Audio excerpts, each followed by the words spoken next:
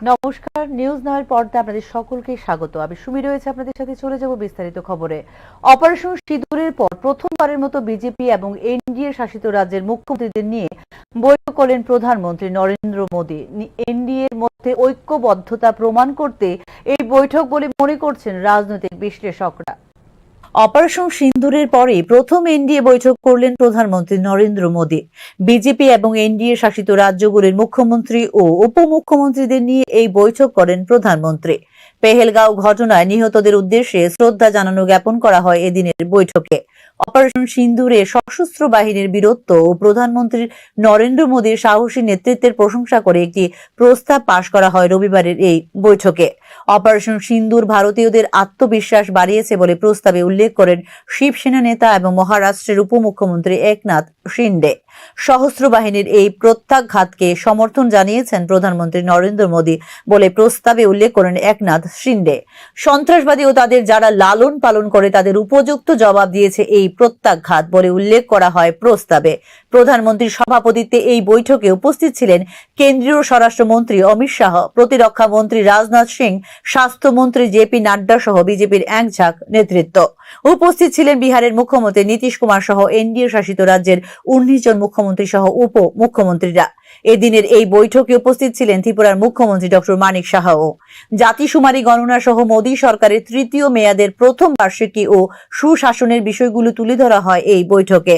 বেশ কয়েকজন মুখ্যমন্ত্রী তাদের রাজ্যের পরিকল্পনা উপস্থাপন করেছেন এই বৈঠকে। এদিকে এনডিএর ঐক্যবদ্ধ ছবি তুলে ধরতে এই বৈঠকের আয়োজন বলে মনে করছেন রাজনৈতিক বিশ্লেষক মহল। পাশাপাশি কেন্দ্রীয় সরকারের কাজের সঙ্গে এনডিএ শাসিত রাজ্যের কাজের সমন্বয় নিশ্চিত করাও এই বৈঠকের অন্যতম আলোচনার বিষয় বলে মনে করছেন রাজনৈতিক বিশ্লেষকরা। তবে এদিন মাঝপথে হঠাৎ বৈঠক ছেড়ে বেরিয়ে যান নীতিশ কুমার। কি কারণে মাঝপথে তিনি বেরিয়ে যান তা এখনো জানা যায়নি। তবে নীতিশ কুমার অসুস্থ বোধ করছিলেন বলে জানানো হয়েছে সরকারিভাবে। ব্যুরো রিপোর্ট, নিউজ নাও। নার্সিংহোমে ভর্তি করানোর ক্ষেত্রে অর্থনৈতিক সামর্থ্য না থাকার মূল্য চুকাতে হলো প্রাণ দিয়ে।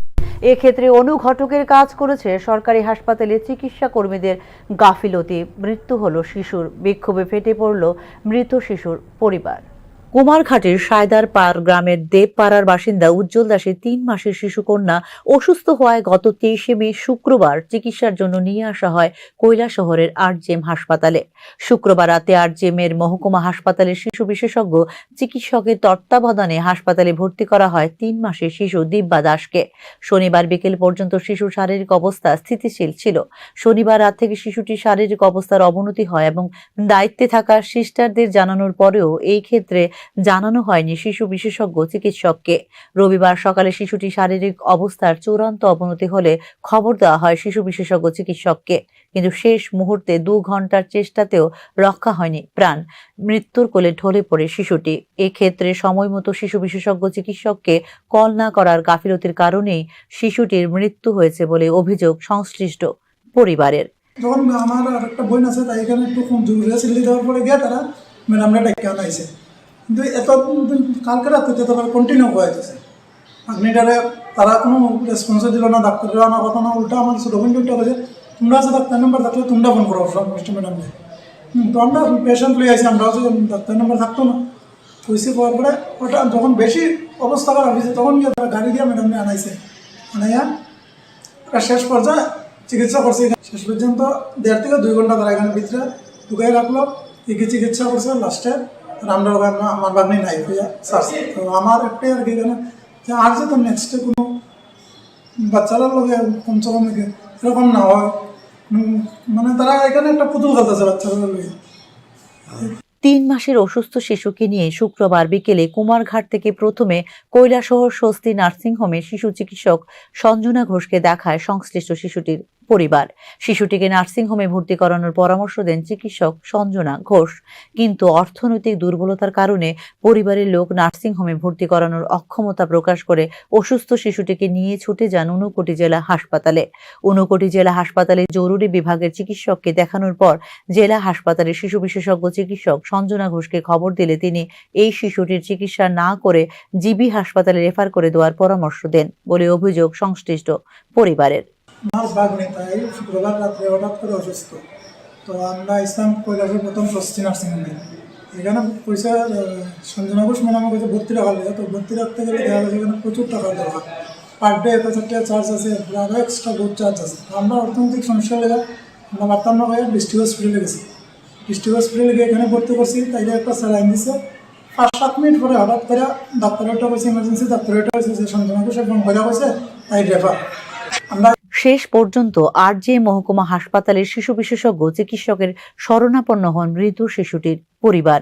নিজের নার্সিংহোমে চিকিৎসা না করানোর কারণে কি পরিকাঠামো থাকা সত্ত্বেও এই শিশুকে জেলা হাসপাতালে চিকিৎসা পরিষেবা দিলেন না শিশু বিশেষজ্ঞ চিকিৎসক সঞ্জনা ঘোষ, তা নিয়ে উঠছে প্রশ্ন। জেলা হাসপাতাল বা মহকুমা হাসপাতালে ভর্তি করানো সত্ত্বেও যেখানে রক্ষা হচ্ছে না প্রাণ, সেই ক্ষেত্রে চিকিৎসা কর্মীদের গাফিলতির ঘটনাগুলো নিয়ে সঠিক তদন্ত কোথায় প্রশ্ন হচ্ছে তা নিয়েও। Bureau report, news now. আবর্জনায় ভরা নিষ্কাশন খাল, যার খেসারত দিতে হচ্ছে শত শত কৃষকদের। একটু বৃষ্টিতে জলের তলায় তলিয়ে যাচ্ছে কৃষকদের জমির ফসল। ঘটনা খোয়াইয়ের গনকি জাম্বুরা গ্রামে। শত শত কৃষকের ধান জলে ডুবে গেল খোয়াইয়ে। খোয়াই জেলার মধ্য গনকি এবং জাম্বুরা গ্রাম পঞ্চায়েতের অধীনে শত শত কৃষকের পাকা ধানের জমি ডুবে গেল বৃষ্টির জলে। এর মূল কারণ হলো আবর্জনায় ভরা নিষ্কাশন খাল। ফলস্বরূপ ধান তুলতে পারেননি কৃষকরা।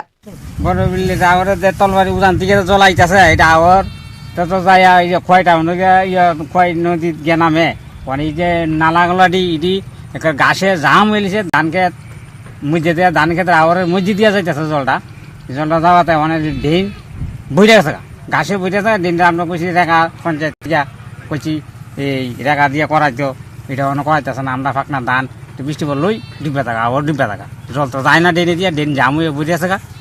এই আর কি আমরা এটা পঞ্চায়েতে অনেক কইলাম, এটা তো করই না ঠিক। ওখানে আমরা ফাঁকা ধান কাটতে তুলতে পারতেছি না ওর থেকে, এই আমরা সমস্যাটা বেতলাম। গত বছর থেকে তারা পঞ্চায়েতকে বারবার নিষ্কাশন খাল পরিষ্কার করার জন্য অনুরোধ করেছিলেন, কিন্তু এটি পরিষ্কার করা হয়নি। ফলস্বরূপ সাম্প্রতিক ভারী বর্ষণের পরে পুরো জমি জলে ডুবে যায় বলে অভিযোগ করেন সংশ্লিষ্ট কৃষকরা। জলের লেগে আমরা ধান টান সব জলের তোলা জায়গা, আমরা ধান কাটতে পারতেছি না, ধান নষ্ট হইতেছে। দিনটা পরিষ্কার করবার লাগি অতি সত্তর আমরা বৈশাখ মাস থেকে তারা বেড়াতে পারতেছি, তারা কেউ শুনে না, খালি কয় হয় না, পরে পরে না, আগে এমন খালি করে। আমরা ধানটা দিনটা পরিষ্কার করে না দিলে আমরা ধান রইতে পারতেছি না। সমস্যা কি হইতেছে? ওখানে ধান পাকনা ধান জলের তলে যেতেছে, বলতে বৃষ্টি হইলে কি হয়? বৃষ্টি হইলে তো পুরা জলের তলে ধান কাটান যেতেছে না, খুব কষ্ট হইতেছে। আমরা ধান পড়ছে যেতেছে, মানে জলটা আইতাছে কই থেকে? জল যাইতেছে তবলাবাড়ির সাইডের থেকে, উজান থেকে, আরো উজান থেকে আগে বাইরে গিয়া খোয়াইটা নদী। এই দেখুন কি আওয়ারের মধ্যে তো একটা ইয়ে আছে, ড্রেন দিয়ে আছে, ড্রেন দিয়ে জল কাটে না, জলটা কাটে না, ড্রেন ঘাসে জাম হয়ে গেছে, হাডুন যায়। ওখানে খেতে খেতে জল যায়, ক্ষেতের উপর থেকে জল যায়, শেষ হয় না। কৃষি এবং কৃষকের ব্যাপক উন্নতি সাধিত হচ্ছে বলে প্রচারের ফানুস উড়িয়ে চলেছে রাজ্য কৃষি দপ্তর, কিন্তু তৃণমূল পর্যায়ে যেখানে জমিতেই নষ্ট হয়ে যাচ্ছে কৃষকের ফসল, সেই ক্ষেত্রে তথাকথিত উন্নয়নের এই ক্ষত কি দিয়ে ঢাকবেন সরকার বাহাদুর, প্রশ্ন উঠছে তা নিয়েই। ব্যুরো রিপোর্ট, নিউজ নাও। এখনকার মতো সংবাদ এই পর্যন্তই। পরবর্তী সংবাদ দেখতে চোখ রাখুন নিউজ নামের পর্দায়। নমস্কার।